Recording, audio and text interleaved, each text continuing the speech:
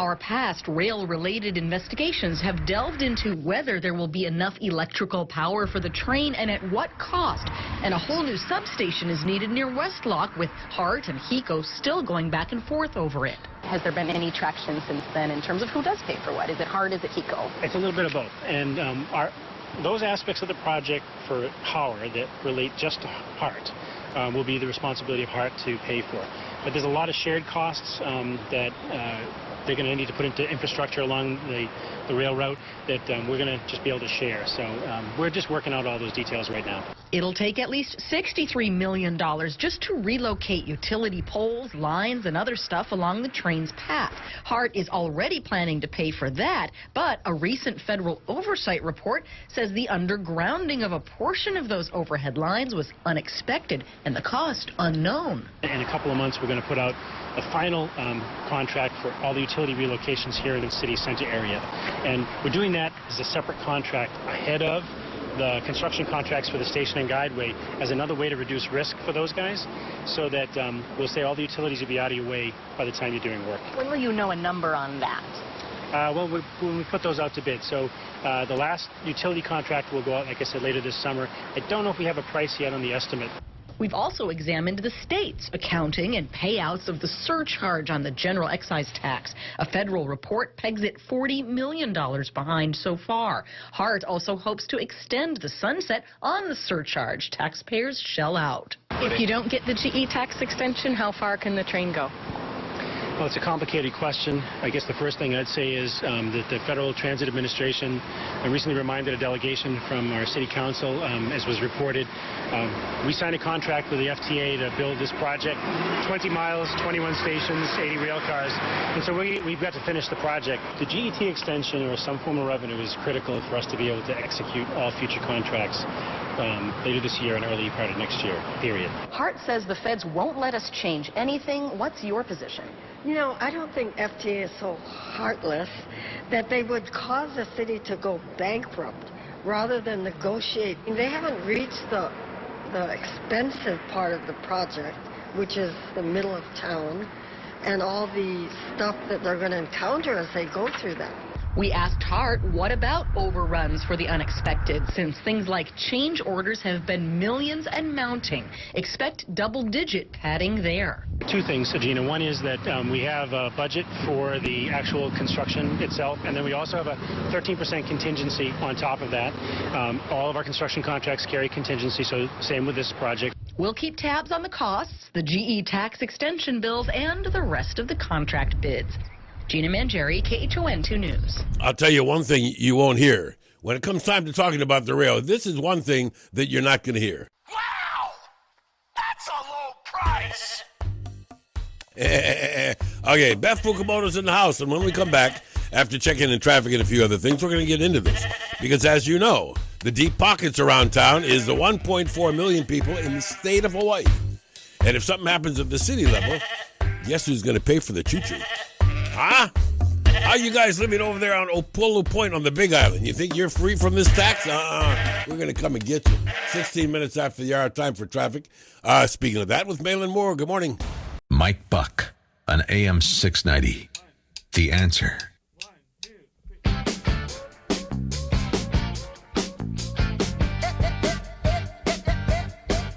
Okay, it is high time we talk with Beth Fukumoto Chang, minority leader of the House of Representatives here in the state. And the House just got, well, they're still on a little bit of a break.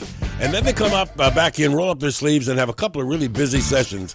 Dotting the I's and crossing the T's on their bills, and then doing this big crossover. Good morning. Good morning. First of all, we can't not talk about the rail for a minute, because I do know that there's all kinds of stuff in the state that's to do with the rail, and maybe in some respects unexpected, but maybe in some respects, hey, wait a minute. Who, in fact, is the purse? Who are holding the purse strings if this thing doesn't go right? I think the person, ultimately it's the city. Mm-hmm. I think a lot has been focused on the state right now because the state's having to decide whether or not to extend the county surcharge. But ultimately it really needs to be the city. Let me ask you about the extension. What we've been told by economists is they're going to extend it anyway. But the reason they're in this big rush to do it is because once they do that, they can then go to lenders and say, okay, here's the money we got coming in to service that debt. Is that pretty accurate? Right. And what the way Hart has said it essentially is that we're basically right now paying for a home with cash or a 10-year mortgage instead of a 30-year mortgage. And it just, in their minds, is more fiscally responsible to go with the 30-year. Yeah, but look, wait, I remember the controversy, and I'm sure you do too, about doing this extension, the addition in the first place. And it was, that's all we need, and and we only need it for a little while, and with the federal subsidy and blah, blah, blah, everything's going to be fine. Well, that wasn't true from the beginning. Right, and I think that's where there is a little bit of confusion, and that's where I think the city needs to take some responsibility, because the city was there managing the money, and a lot of the contract problems happened before even the Hart Board was created, and the state created some oversight, but a lot of problems went on, and a lot of promises were made by the city before we even got there. What about the other complaint? And I've heard this, and I know you have too. That there's many people that are concerned that the amount of money the state gets paid to administer the collection and dispersal of this. How is it explained? I mean, why does it cost so much? It's a lot of money. Do you agree that there maybe should be an audit of that, and maybe that number should be adjusted if needed? I think it should be. I think even if we return the 10% to the city, though, we're still not looking at the amount of money that they need. So, exactly. So yes, but I think it's sort of a red herring to say, well, if we just get the 10%, then we're fine. We're not fine still. Last time you were here, we sort of figured that there weren't too many other things pokers in the fire about, mucking around with the GET. But now I understand there are some. And that, that people are looking at that thing and everybody's hungry and they all want to bite. Right. Everybody likes the idea of having a specific stream of revenue. So, education is the big one that comes up, is whether or not we should increase the GET specifically for education. But I don't see any of those bills really taking hold, to be honest. I think what's going to happen is that the legislature has been somewhat squeamish about even extending the county surcharge. So I don't see how an increase is going to move. Yeah, that being said, it looks like the answer all the time, doesn't it? I mean, it's there. We spend. We need our necessities. We're spending the money and increasing a little bit. We'll take it. We'll take it. Apparently, we're not taking it. I mean, that's the bottom line. But then there's another side. Let's switch just a little bit about and talk about waste and problems. I mean, right now, as you saw, front page is we got once again this issue of the prison guards calling in sick on the Super Bowl, and that costs a lot of money and all of this kind of stuff. And people are saying, hey, we don't need increased taxes. We need a little bit of reduced spending, but mainly we need auditing. Yeah, I think a lot of what we're looking at, it's not just the prison guards. We're looking at the HHSC situation with the public health, the public hospital system. We're looking at the Health Connector, and we're looking at the rail. Three things that have huge costs, and that's not even including the issues that we're having with security or the prison system, and in another number of other places too. I think overall we need to take a better look at. The state keeps throwing money at things and not auditing, as you said. I think we need to do more of that. There's more, though, too. And I don't know how you address this, but I don't even know if this is a real fair question. But I do know that right now the mayor is really, outspoken and bragging about the number of road miles that have been repaved and all of the money that the city is being able to spend. And people are saying, well, if you're able to spend all that money, how come you need more money for the rail, blah, blah, blah.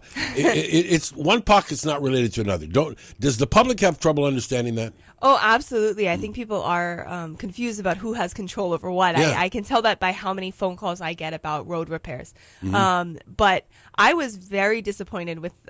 Not disappointed. I understand why the mayor went forward with his speech the way that he did. But I thought it painted an overly rosy picture. I think when the state is looking at having to extend a county surcharge, and he's asking us to extend it permanently, that's not a great financial picture. If you look at the city as a whole, he's sort of extracting rail and saying, well, that's a different situation. The rest of us is perfect, but it's all together. How do you deal with this? I think I've asked you this question before, but in the light of the current situation, everybody, all of our reps and all of our senators, they are all, voicing the concerns of their constituents from their area. And I know that when you get into the big square building today, that you're looking at state issues, but yet you live on Oahu, so your constituents want you to know, they want about traffic and roads and all of that kind of stuff, right? So that's why I'm guessing that a lot of us have a problem differentiating between city and state. Sure. I think at the end of the day, if you want to just get things done, and I think if you're a successful politician and you're a successful representative of your district, you're the first person everybody thinks of, regardless of what situation it is. I get federal calls too. Yeah, I bet. And you know what? I don't take email. By the way, if you want to talk or want to ask Beth a question, Representative Beth Fukumoto Chang in the House, it's 296-5467. But this is an email. It's not really a slanted one, nor anybody could accuse us of stacking the deck. And says, what about the subject of deferred maintenance? What you're all talking about right now are nice to have, good to have things, and they're going forward with all of this stuff and the roads and the rail and all of this. What about all these thousands and thousands of deferred maintenance jobs that exist all over the state? That's a great question. I mean, we going forward trying to save money, but we got a lot of stuff that we haven't done. Yeah, I think one of the things that especially when you look at the University of Hawaii, it's one of the things the legislature has been trying to force is to make sure that they're fixing their buildings before they build new ones. You keep seeing new buildings pop up, and the old ones are falling down. So what about that? What about that subject? Let's before the news break here, let's spend a moment talking about UH. Big push on to reduce or eliminate autonomy. Mm-hmm. I know that there's many people in the Leds that say that's a good idea. Is some sort of a compromise necessary? I mean, do we have to have more oversight and maybe less power for the regions? What do you think, not only as a person, but what do you think the minority caucus is going to do or think? I think we all know that we need to do something with UH and we need a little bit more control over it. Not everybody is going to agree with that in our caucus, I don't think. But in general, the way I have felt is that the state has not done well with semi-autonomous groups. And again, I go back to the rail, the health connector, and HHSC. I think University of Hawaii is another one. Yeah, just another one in that quiver. That being said, I wasn't going to say shocked, but I was distressed to learn that a number of programs had been looking at being cut. Mm-hmm. I couldn't even believe that they were going on in the first place because they were servicing so few people. Yeah. I mean, don't we have to just say, hey, look, if only 9 people want to have that sort of a degree, they should go somewhere else. We can't do that. Yeah, one of Governor Lingo's former advisors said to me once that UH is at some point going to have to decide what the school is and what we're going to be good at, because we can't be good at everything, but we could pick a few things to be great at. And if we did that, we might be a better university. I don't know if I agree with that 100%. As a humanities major, I think there's value there, but I understand that other perspective. Well, if you take a look, we could have been the capital for the world on hotel and restaurant management. Mm-hmm. I mean, and we do have a great program. But when you go to a serious person, you say, where do you go? Cornell, or whatever. They pick out some other name. Our strengths would have been in living green, certainly in health, in research for medicine and marine science. Yeah, all of the things that we're looking at us right in the face. Yeah. Interesting. All right. When we come back, we'll take questions at 296-KHNR. That's 296-5467. Beth Fukumoto Chang is in the house. And once again, before we go, I got to ask you, though, the break is when? It's going to finish tomorrow. Okay. And then between tomorrow and then when you come in for the crossover is about how long? About 3 days. So crossover will be next week Tuesday. Next week Tuesday. Yeah, that's what I thought. So a lot of last minute stuff, and we're going to tell you how you can get in touch with your legislator to voice your concern. We'll talk about some specific bills when Beth Fukumoto Chang and I continue. But right now, it's about 7:30. Time. This is Mike Buck on AM 690, The Answer. Open Gangnam Style. Okay, so Beth Fukumoto is in the house, and we're talking ledge. And, just a minute ago, there's some of the things that go on behind the scenes here. If you get asked by a cute little girl when you're shopping, you want to buy some Girl Scout cookies, buy some cookies. Beth and I we just had a pleasant interruption by a couple little girls that were just so cute, yeah? Yeah. And you got a lemon one because you were sick. did. So I got a s'mores or whatever. I did. Now, it did ruin my diet, Yeah, of but, course. you know, that's okay. Yeah. And by the way, don't say no. Even if you're on a diet, and I'm perpetually on a diet, it's buy them anyway and give them to somebody else. Who wouldn't want a Girl Scout cookie? Right. Before we start anywhere, and this came in, and I said again, I don't normally take email, and the emails are coming in like I can't stand it. But here's one that is not political, but it's just a question. And we ought to talk about this. As guards, maybe, just maybe, they have a scam going. Some says to other guards, you take the day off and you'll get called up overtime. Next time I'll do the same for you. We can get overtime. So why shouldn't you see if it? I said earlier, and I don't know if you share my sentiments, but you can't blame the guys and gals that are calling in. Yeah. You got to blame the system that allows them to do that. Right. And so, you know, I know that must be talked about. What is it so controlled by their union negotiated contract that it's something that's set in concrete and hard to change? Yes, sick days and Bottom vacation line is days yes. are collective bargaining issues, and I don't think any of our governors have successfully taken that on. Okay, that being said, and I agree, collective bargaining issues are something that we are all responsible to. We elect officials, they come up with these things, they agree, and most of the time is for the good. But wouldn't there be some strings attached? Say, okay, you got your 21 days of sick leave, but you got to prove you're sick. These guys don't. There's no requirement. 5 days they can be out without a note. And that's collective bargaining too. Yeah. So but ultimately it's the governor that needs to. But Beth, doesn't that mean that we are telling you that we're going to be dishonest and you have to agree with us? Yeah, there are a lot of things that come through in contract negotiations that I think, oh, that's interesting that we agreed to that. But as a legislator, we're often just having to decide, okay, are we going to rubber stamp this or not? I mean, it's. Yeah. Well, one thing that I think is kind of neat, and most of the public doesn't understand it, why can't you get this out of the way for longer periods of time? It's explained to me once, and maybe you can re-explain it. And from what I understand is that one legislative body can't encumber another one. In other words, most of these contracts come up right around election times. And isn't that interesting? Sometimes there's a length, right? So I remember the professors had a longer contract than everybody else a few years ago. They had a 6-year deal. Yes. I think. Yeah, instead of 4. So some people have 6 years. Some people have to renegotiate every 2 or 4.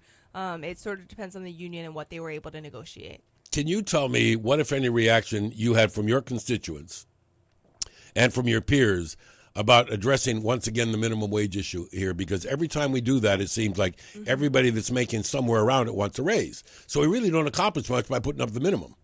Right. And it does drive all the other wages higher, and sometimes high enough that it makes people drop employees, which is the biggest concern. So I have not heard that there's going to be a big push this year to increase it again because the legislature just increased it last year. Right. So I don't think there's going to be another push, but certainly there's always people chirping. A lot of people think that, well, we got to keep doing it, but some say that a very small percentage of the workforce has it. But correct. But it ripples upstairs because a guy's going to come in and say, hey, you know what? This new kid that you just hired is making 50 cents an hour less than me. I need more money. I'm worth more money. Right. Right. Yeah. So it does drive all other wages upward. What are you nervous about? I mean, I know that there's a bunch of bills. We mentioned earlier, maybe you can expound on a little bit. Some are more rail related than others. It's front page again today. Yeah. What sort of a pushback are you getting from response, and how do people respond, and how do they find out what's important? You know, I think what in terms of the rail, actually, I think that is one of the biggest issues we're facing. And what we really need is for the mayor and the legislature and the governor. We need the governor to weigh in, and everybody needs to talk about what is best, because at the end of the day, the legislature can say, well, we're not going to do anything, but are we bankrupting the city in the process? Yeah. Are we increasing property taxes in the process? Can we just take it down? That's the threat. See, that's the mayor's been threatening. Oh, if you know, you better not do that. Otherwise, we got to fool around property taxes. Yes, he has. So I think we need an honest conversation about whether or not that's true. Whether or not it's true that $2 billion will be the cost if we try to take it down. We need to know that.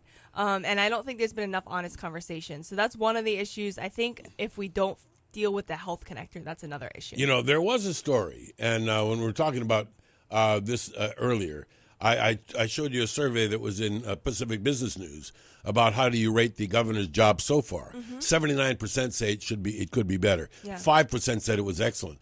But I must credit the governor on saying on one thing, and that is he said when asked point blank about this rail and the extent, we need to really look at this before we make a decision. In other words, it may be kicking it down the road a little bit, but certainly not saying that I'm here to rubber stamp something that I approve of an increase, because he hasn't said that yet. Right, and I think what we need to figure out is, and I appreciate that the governor is trying to be cautious. I really appreciate that. I think that's a stark difference from Governor Abercrombie.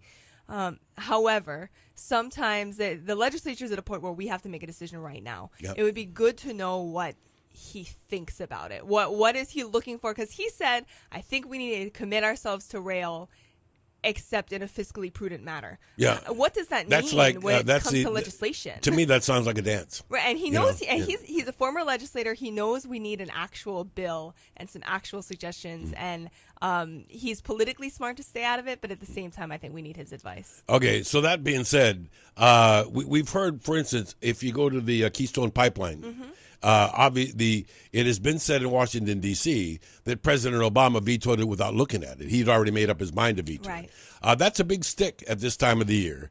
So that means that the governor is maybe padding his position to the point where we can say, okay, do what you guys think is right, and I'll let you know whether I'm going to sign it or not. Right. And what we don't want to have to see is the legislature have to come back into session or anything else. It would be that's why I say it would be nice to know now that we have a limited time frame, that we have to make these decisions. If he's going to veto it because he doesn't want to see it permanent, then we need to know that it's only 30 years. If he doesn't want it at all, we need to know not to bother passing it. When we get down, I know that most of the comments that you're going to get from constituents and from all of us is going to be after the crossover. I know that, but leading up to it, there's still some things that are on the table for the next couple of days. And you said off the air before we got started that most of them were rail related. I think those are the big ones. Yeah. I think there are other things we've been discussing sort of throughout this session as it's progressed. Rail is the first one that's really popping up. It's its first hearing in the House today. And I think that's, where it's at. Okay, how many, without getting into the numbers, the actual bill numbers, are there several? I think the House is hearing 3 today, and the Senate's hearing 1. The Senate bill is starkly different from the House bill, and right now I think I like the Senate's version better. The Senate essentially has an audit included, an audit of the rail system, an audit of the 10%. It also includes 5% of the 10% going to transit-oriented development. And I just think there are a little bit more controls in the Senate bill rather than just an outright extension. Okay, we're going to change subject for 1 minute and go down the minimum wage question. We have Dwight in Honolulu with a question about the minimum wage. I hope this isn't the same Dwight that called earlier. Hello there. Yes. Yeah, it is, Rob. Okay, I will forgive you for this one time in your life. Yeah, it's okay, man. What's up? I'm sorry I forget your name, ma'am, but you mentioned. Okay, I'll remind you. It's Beth Fukumoto Chang, and she is the minority House leader. Yes, I'm sorry. Okay, Beth, you mentioned that the minimum wage causes, if it hiked up, it causes all the other wages to go up. And I'd like to know where I can find those facts, because I know all the other employees ask for it to go up, but mostly I hear it causes layoffs of other people losing their jobs. So is there someplace we can go find out where you know those statistics that if you raise the minimum wage, it causes the other wages to go up? Yeah, that's a good question. Is there historical stuff that you can look at for that? Yeah, so there are 2 things. The University of Hawaii put out something on the minimum wage when we first discussed it 2 years ago, I think. And when the House talked about it, it was something that came out in testimony. Now, keep in mind that those 2 things are not mutually exclusive, right? It can drive up other wages, but that often causes people to have layoffs because they can't afford to pay those higher wages. So yes, absolutely, the minimum wage increase can cause layoffs. it also So maybe can, a little of each then. it does both, and they actually work hand in hand, right? So as all the wages go up, businesses can't always afford to pay that, and then they have to lay people off. Right, because they only make so much money and they got to disperse that. Exactly. Okay, thank you Yeah. very Well, much. thanks for no your problem. call. And, you know, there's another thing, too, and I saw it was sort of a plea that this guy was making, and that was that what the increase in the minimum wage does, because he's in a service-intensive business and a very competitive one, it simply means that he wasn't going to be able to expand because he couldn't knowingly take on 2 or 3 more bodies. With just, in other words, some of these little businesses, their margins are so small. Yeah. It doesn't take much to upset the apple cart. No, not at all, and especially like you said in service industries. 296 KHNR is the number. That's 296-5467. Beth Fukumoto Chang in the house. It is 746. The Mike Buck Show on AM 690. The Answer. Mike Buck, all Honolulu, all the time. On AM 690, The Answer.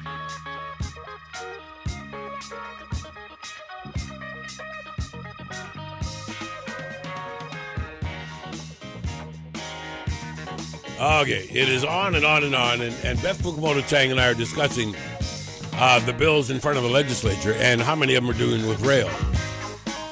And the question that keeps coming up is exactly when do you weigh in? And I guess maybe the best time to weigh in is all the time. I mean, we talk about that a lot. Have you seen, do you think, and maybe some of your peers, is there more concern? Are you getting a little bit more pushback or feedback from the voters? I know most of the time it's lethargy. Yeah. And apathy. You know, I am happy to say that my district is pretty active. So I hear from them, and it's particularly if I For reach those out. who don't know, where's your district? Milani and Milani Malka. Right. So particularly if I reach out, it's they'll tell me if they're really concerned about something. But if I reached out, they'll give me their opinion on it. Let me ask you this about your district. I remember, and it wasn't that long ago, that was the fresh new start area. In other words, young people could get their startup homes there, and it was a booming thing. But then everybody realizes, well, now, wait a minute. That was between 3 and 4 decades ago. So in many cases, we're not talking about people that are young anymore. We're talking about people that are aging in place. And I'm wondering if there's been some sort of a shift in priorities in Mililani and Mililani Malka because of that. So I would say that might be true in Milani. The one thing that but not in Milani Malka. So the newest area of Milani Malka is still only about 10 years old. So we're still looking at young families. The average age of my district is 45. So we're looking at young families. Which is, by the way, that is lower than low many other Hawaii. And our elementary schools are all the biggest. We have 5 schools. They're all huge. So I don't think that necessarily is changing. We still have a lot of young kids. Yeah, but what I'm saying is when it boils down to Oahu, and maybe one of the reasons why you've been, I don't know, lucky or unlucky to have the leadership role is that it's pretty much, I was going to say, where you're likely to hear more, real concerns than in some other areas where maybe people, as they're getting older, they're just kind of giving up a little bit. Oh, yeah, I do think that is true in my district. I think I'm more likely to hear pocketbook issues because a lot of times other people have just accepted this is what we're always going to have to pay to live here. And I do have a lot of people in my district saying that's unacceptable. It's unacceptable how bad traffic is. It's unacceptable how expensive things are. And I like that. I like hearing from people. But I think it's sort of interesting because the people out that neck of the woods are complaining about these traffic delays, but the traffic delays are being blamed on the rail being built. So you can't build the rail without delaying traffic. But it also, I want to know how many people out that neck of the woods are saying, hey, look, it's unacceptable that it's going to take so long to build it. What's the big deal? How come it's going to take years before we can get on this thing? Yeah, I think people are frustrated by how long it's taking. What's been frustrating for us is that we've been dealing with the PM Contraflow project for about a year and a half to 2 years now. So we all know, I mean, everybody in Mililani knows you have to leave downtown at 7 o'clock to make sure that you don't get stuck in a lane closure. Yep, and that happens a lot. And it wasn't just the rail; it was extension project for the highways. So we've been stuck in traffic for now years because of construction. Well, but the other thing that dawns on me is I know that they've been taking a look at the DOE, and we've talked about this before, adjusting school hours, extending the hours, and all of these kind of things. Little do they take into concern how many parents get their kids to school and have to go to work, and they have to leave earlier and earlier. Yeah. So now the problem is that we got some kids being dropped off at school literally when it's still dark. Yeah, I mean, I see kids all the time needing to go to school when it's still dark. And then, if it wasn't for grandparents, and we have a lot of multi-generation households or Mililani residents whose children still live there and their children's children. So a lot of grandparents in my family, that's the case. My father picks up my niece at elementary school every day, just because it's the only way to make it work because of the traffic, really. There's another thing, and my wife, who's a Brit, and was schooled in Britain. Kids they're at school till 3 or 4 in the afternoon. I mean, and for long, and they don't have as many breaks as our kids have. So are we trying to have our cake and eat it too? I mean, here we are worried about the teachers, and they're saying, well, we're going to extend the hours, and they said, certainly not in classroom. Right. Well, isn't that the whole point of it? Yeah. Right, What educational issues are there on the table this year? I think we're still trying to figure out what the difference, what we're going to do about the school hours issue. I know for my district in particular, we have one multi-track school, which means that, within the next 2 or 3 years, because of the increase in required school hours, multi-track schools are exempted from that. Yeah, one would say that the reason why is because you have that multi-track going on. You can't have kids there longer than they should be because the next kid's got to come in. The next kid's got to come in. And so the kids in my district in middle school will end up missing almost a month of school compared to their counterparts. So we're looking at whether or not there's a way to get everybody on a single track, basically. I wonder how much of the concern is, all right, look, with all of this minimizing and changing that we've had, the number of hours that we're actually teaching in classrooms says, in other words, there's no frills anymore. There's no extra stuff. There's no reason for people to be, wanting to learn about the arts and music and all the things that there doesn't seem to be enough time for. Yeah. What about physical education? I mean, I know that the concern in your neighborhood's got to be, or in your district got to be, our kids aren't as healthy as they were. And maybe it's because they're not getting enough. They're not getting enough exercise. They're not getting enough. They don't know about what they should and shouldn't eat. Yeah, I think it's hard to say because I judge a lot of this based on my niece, and she loves the computer and kids programs that teach them all these things. Yeah. So I caught her counting calories the other day. Not how many she should have, but she was just explaining to me, this is good for you because of this, and she was reading the fact labels. So in my mind, I'm like, oh, well, the kids are doing great, but it's entirely possible that that's not from school. I did learn one thing. There's this really one great place, gang. If you want to learn something, which is the harsh reality, there's a website called caloriesperhour.com. Okay? And if you want to eat this Girl Scout cookie that I'm looking at here on my desk, it tells you exactly what you have to do to earn the right to eat that. In other words, how many laps you got to do. So I mean, but the kids are our future. And I do know that, we're taking a look at these things. We also have a problem, I understand, even at different areas of where our kids stack up and what sort of federal monies are available. I mean, how do we get their test scores to improve if we're not stepping it up in the classroom like that many parents say that we're not doing enough of? Yeah, and I think I think it is true that we're not doing enough. And I think part of it is that we're not allowing teachers enough flexibility. With Common Core now, there's so much focus, and there's been so much transformation in the Department of Education that has turned into a lot of bureaucracy, really, for teachers, that teachers aren't being allowed to just teach. And I think that's a huge issue. Beth, how do we look at this? I do know that there's these national norms and standards, and we keep saying we're different. But all the states are saying that we're different. Right. But isn't it actually because of a number of reasons, geographic some, ethnicity some, that we are different? Yes. Yeah. Yeah. How does the legislature, how does the state go to the feds and say, hey, look, stop beating us up on this. We just can't do this because we're not able to conform with that because we're not like that. Well, my understanding was that there's something called a flex waiver, and that would and we had an exemption from No Child Left Behind, and there's something called a flex waiver now for Common Core that we could apply for. Governor Abercrombie could have applied for. He chose not to. So we'll see what happens with this governor. Okay, one last one. I do know that everybody's all concerned, and we got. Literally, the hospitals are teetering on the brink of not being able to keep going. We have all this energy needed. And you talked about one thing that was going to be on the front burner this week and next, and that is the connector. I mean, they're glossing it over and saying, yeah, it's working fine, but there's many that say, no, it's not. Yeah, no, they still need money from us, so I don't think that's working fine at this point. Yeah. It was supposed to be self-sustaining right now. It's not. And I think there are a lot of excuses being made, but I don't think the audit that came back from the Health Connector was terrible. Yeah.